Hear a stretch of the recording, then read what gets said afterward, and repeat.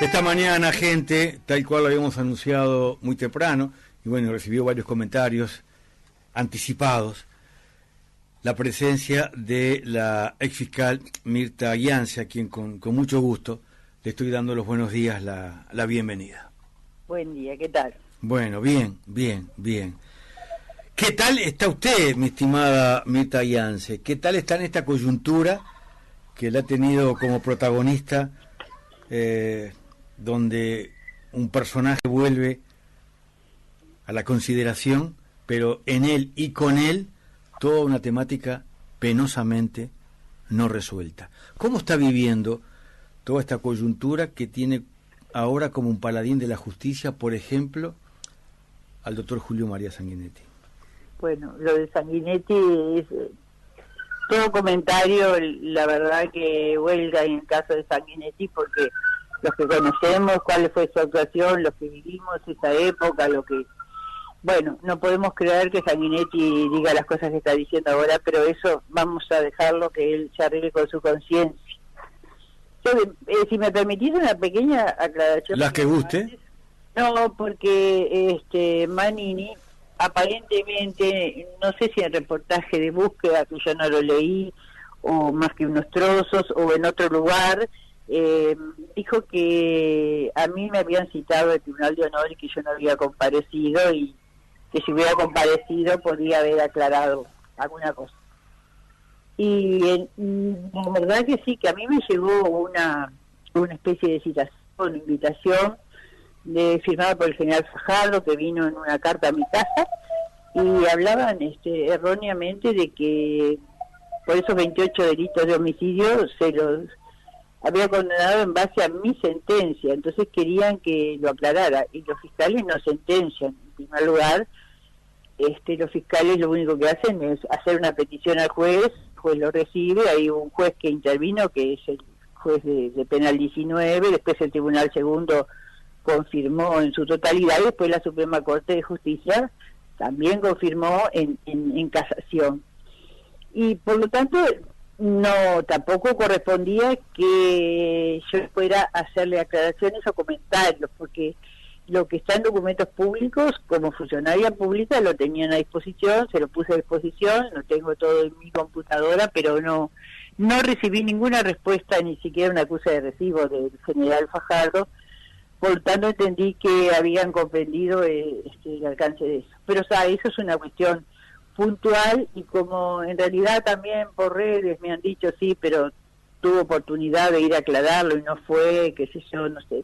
Si hay una sentencia que condena por 28 delitos de homicidio, muy especialmente agravados, yo no tengo nada que aclararles. Es una cuestión que está en la justicia, y ahí viene un poco este tema del Tribunal de Honor, que es como una doble instancia, que en una instancia administrativa, digamos, repito, instancia, un procedimiento que es interno de ellos, aparentemente desvirtúan o no tienen en consideración lo que puede haber decidido la justicia civil, la justicia que nos tiene que juzgar a todos los uruguayos, ¿no?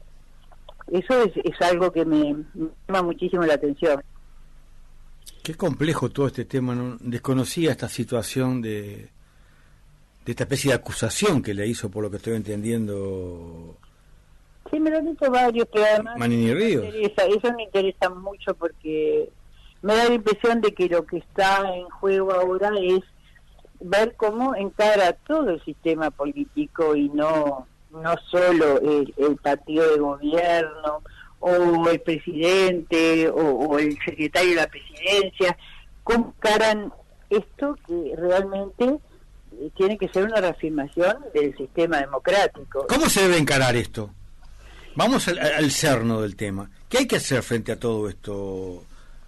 Bueno, yo creo que hay una cuestión. A mí la persona que me parece que en este país sabe desde el punto de vista académico y que ha estudiado y que es serio es Julián González Gubia, el doctor Julián González Gubia. Uh-huh. Y yo había visto una vez que él dijo que la cuestión militar es un no asunto en la agenda política uruguaya.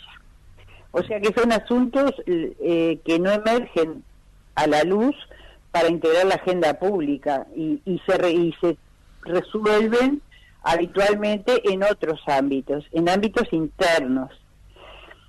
Y entonces justamente esos no asuntos dan lugar a tomas de decisión que son formales, como los tribunales de honor, pero que permanecen invisibles para todos nosotros, porque el uruguayo medio en general no tiene contacto con el mundo militar, precisamente porque ha habido un aislamiento respecto de la sociedad. Puede ser que también tengamos responsabilidad de parte de la sociedad civil, pero hay que poner en cuestión ese papel que tradicionalmente le ha dado la democracia uruguaya a la temática de defensa nacional y a los asuntos militares, porque los militares al tender a hacer algo como un coto cerrado, tienen como sus propias normas, como este caso de los tribunales de honor, que son algo anacrónico, que se han ido suprimiendo en una tradición española, pero que se ha ido suprimiendo en muchos países. Pero no solo los tribunales de honor, sino que hay como esa cuestión de que no se integran al resto de la sociedad, y por eso mismo es difícil penetrar en esa armadura de la formación militar, y hay por lo mismo interpretaciones de la historia reciente, por llamarlo con ese eufemismo que se usa, que han sido transmitidas de tanda en tanda. Nosotros no sabemos hasta qué punto, pero emergen de vez en cuando, como en este caso, claramente hay eso que se va transmitiendo de los más antiguos a los más jóvenes, permean el pensamiento de los que ingresan. No es la doctrina de la seguridad nacional, pero se le parece mucho, o sea, militares defensores de la patria, y en este momento gente que se erige en defensor de los más humildes, como puede ser Manini y otros retirados que andan alrededor de Manini. Me parece que es una cuestión peligrosa, riesgosa por lo menos, de que el resto del sistema político, estamos en un momento difícil, como es una campaña electoral muy dura, muy plagada de ataques de todo tipo, de un lado y del otro, pero que no vean la importancia de defender la figura del presidente, al cual se ha tratado de canalla y otros mentiroso, canalla y otros calificativos así, por un candidato o un precandidato a la presidencia. Entonces, todo eso es muy raro, como que el ambiente lo tienden a enredecer. Yo no creo que esté tan enredecido como dicen, pero sí que tienden a ensuciar la cancha, digamos, ¿no? A mí me ha llamado mucho la atención toda esta situación. Bueno, he tenido el honor que allí en Twitter Alberto Silva Huy contar con una respuesta suya a propósito de un comentario. El mayor José Nino Gavazo, siempre pensé que esta declaración que hace en torno a hechos conocidos es una operación militar y política. Era mi convicción señalar esto públicamente. Ahora, cuando me entero que en las actas él dice, yo sé que esto va a llegar a la justicia, confirmo que es así. Le pregunto a la ex fiscal Mirta Ianse, ¿qué quiso hacer Gavazo con esto? ¿Por qué ahora dice esto? ¿Y por qué con insolencia señala y queda por escrito que él sabía que esto iba a llegar a la justicia? ¿Para qué intentó que esto llegara a la justicia a través del Tribunal de Honor? Bueno, acá puede haber muchas explicaciones, puede haber muchas maniobras, hay muchos actores involucrados, entonces no podemos saberlo. Ahora, los integrantes del sistema político que dicen que si esto no lo hubiera publicado Leonardo Abercón, nunca se hubiera sabido. No es así, no es, hubo una voluntad de que esto se supiera, porque esas actas son reservadas, y el mismo periodista lo ha dicho, alguien me las dio porque quería que se supiera porque hay dentro, en la interna, hay contra Gavazo una animadversión, porque él quemó, digamos, a un compañero, no dijo que Gómez era inocente del asesinato de Gómez Soro. Bueno, esa puede ser una línea. Queremos embromar a Gavazo, que se sepa, y que Gavazo pague por lo que ha hecho. Pero Gavazo ya tiene varias condenas por homicidios, y condenas a 30 años, a 25 años, no le va a alcanzar la vida para cumplirlas. Tampoco era un misterio la participación de Gavazo en el caso de Gómez Soro, aunque ahí la justicia no había profundizado, lo había archivado ese expediente en 2013. Él mismo le decía a la gente que torturaba, cuando la torturaba en el mismo lugar que a quien después tira en el río, que él lo había matado. Sí, Gavazo nunca escondió la cara, y Gavazo es de las personas que se consideran a sí mismos salvadores de la patria. Cuidado con los salvadores de la patria, gente que realmente no ha hecho ninguna autocrítica, todo lo contrario. O sea, por un lado puede ser una explicación, pero estamos arriesgando hipótesis de que alguien quisiera hacerle mal a Gavazo. Por otro lado está que a Gavazo eso no le va ni le viene, no le importa, no le va a cambiar su situación procesal, ni su prisión domiciliaria en Parque Miramar. O sea que también es otra alternativa que Gavazo quisiera que se hiciera un tipo de, no sé cómo decir esto que se armó, de esta madeja que se armó ahora. Ahora, indudablemente, el que entregó las actas se las entregó a Abercón específicamente para un fin, para que se supiera, para que se armara problemas, no sé, creo que estamos un poco errando el bizcochazo si vamos a tratar de indagar la operación, porque nunca vamos a llegar a conocer qué es lo que hay detrás, y si estamos viendo si el presidente lo leyó en tal fecha, si lo leyó en tal otra, si demoraron mucho en denunciar. Acá se estaba analizando, trivializando el asesinato y tortura y la desaparición de Fito Gómez Soro. Entonces, el horror de la represión, de lo que pasaba en los cuarteles, que queda al descubierto, ¿qué interés había de sacarlo ahora y que salga hablando todos estos líderes políticos que nunca se interesaron en el tema de derechos humanos, tomándolo como una forma de tomarse venganza o de dejar en mal parado al presidente o a la presidencia, que dé lugar para que Manini, que ya estaba con un pie afuera, porque Manini ha confesado, ha dicho, no es la palabra, no es confesado, ha dicho que entregó a equipos consultores todo un estudio de cuál era el índice de aprobación que tenía para candidatearse cuando aún era comandante en jefe. Sí, le hemos pagado entre todos la campaña política pagándole el sueldo como comandante en jefe del ejército. Él ha recorrido el país, sí. Y según lo hemos financiado entre todos.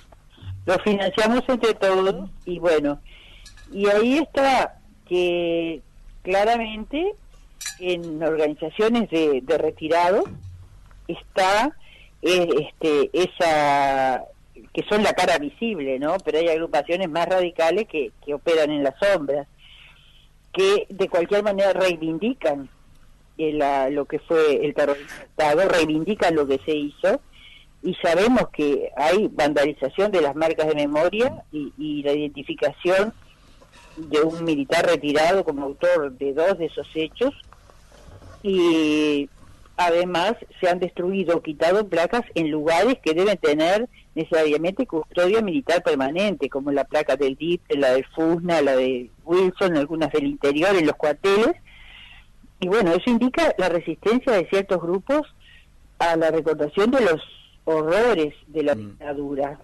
Y ahí me acuerdo, no me acuerdo cómo fue que lo dijo, pero exactamente tengo casi claro que porque de oírselo al general Licandro, que el general Licandro sabía de lo que hablaba y dijo que las Fuerzas Armadas debían ser depuradas de elementos criminales y que su organización debía ser democratizada.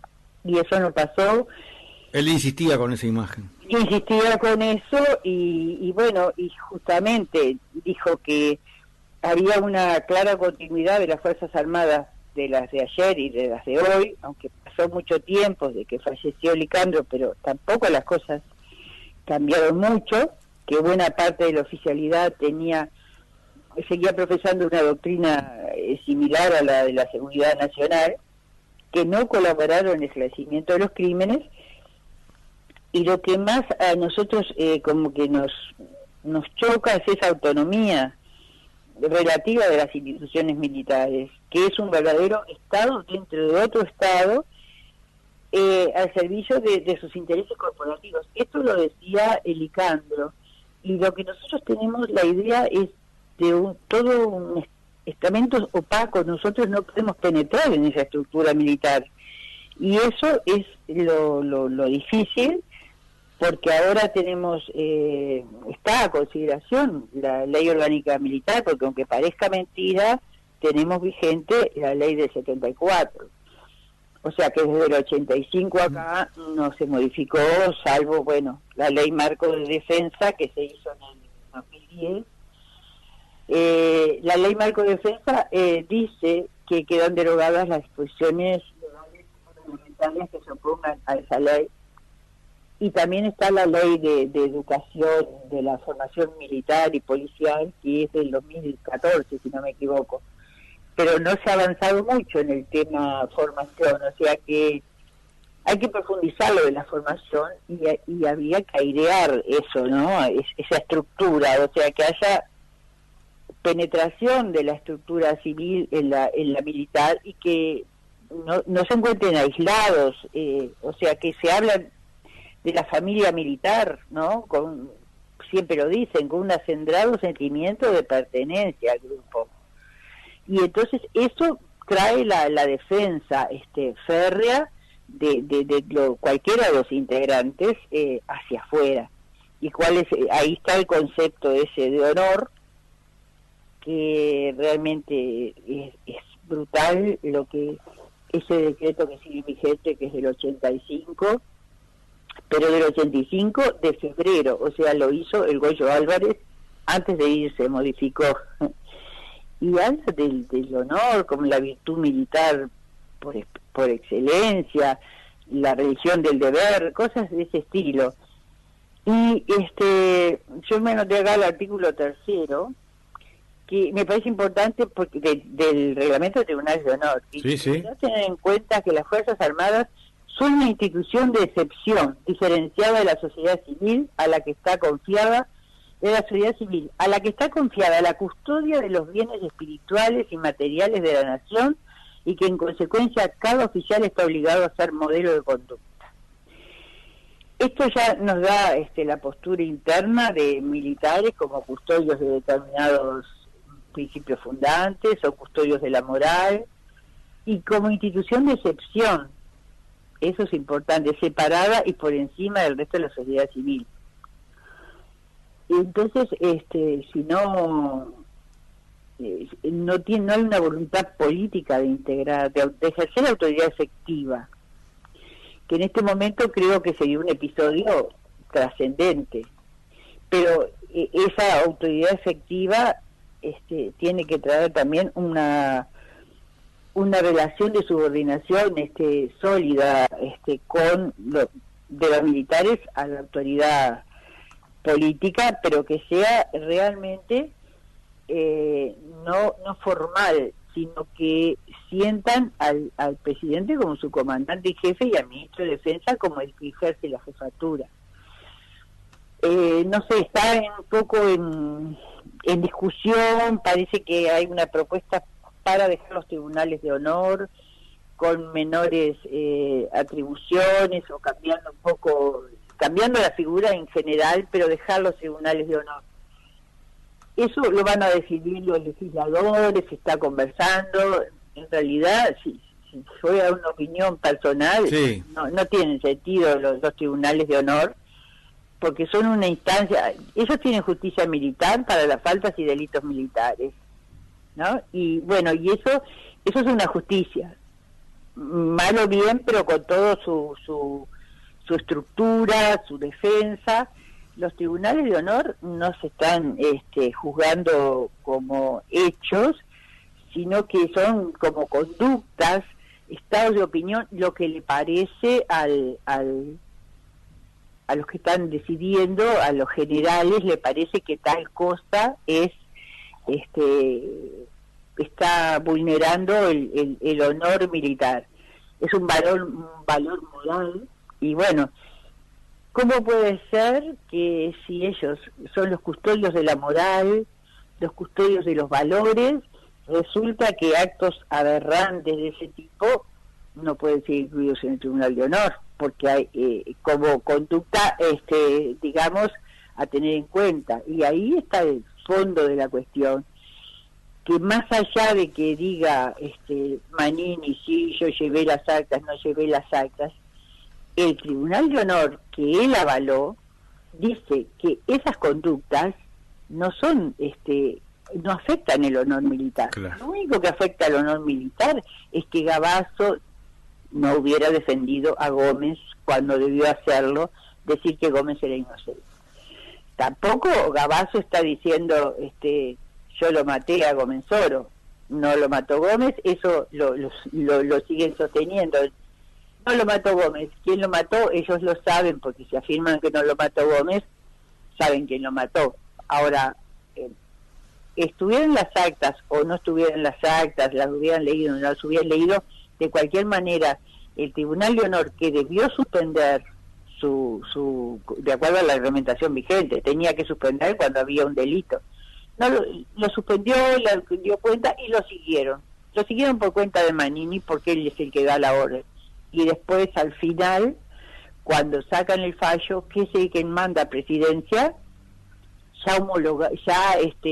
homologado por él, por el comandante en jefe, dicen que los 28 delitos de homicidio no son no vulneran el honor militar. Eso es realmente muy difícil de defender para nadie que quiera darle otro enfoque a la cuestión.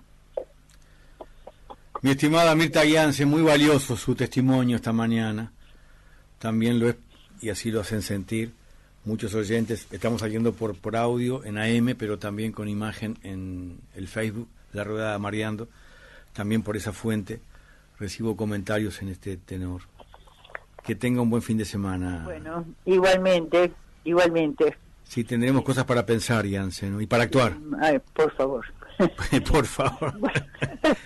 Para actuar, preocuparnos y ocuparnos, ¿no, Gianse? Bueno, un saludo a todos. Y ustedes sigan viajando nomás. Lamentablemente nosotros ahora yo no estoy en condiciones de viajar porque no bien de la columna, pero ya llegará algún momento. ¿Cómo no? Bueno. Que nos pueda acompañar y será un inmenso honor. Que tenga buena jornada. Bueno, un abrazo. La ex fiscal Mirta Guiance, gente.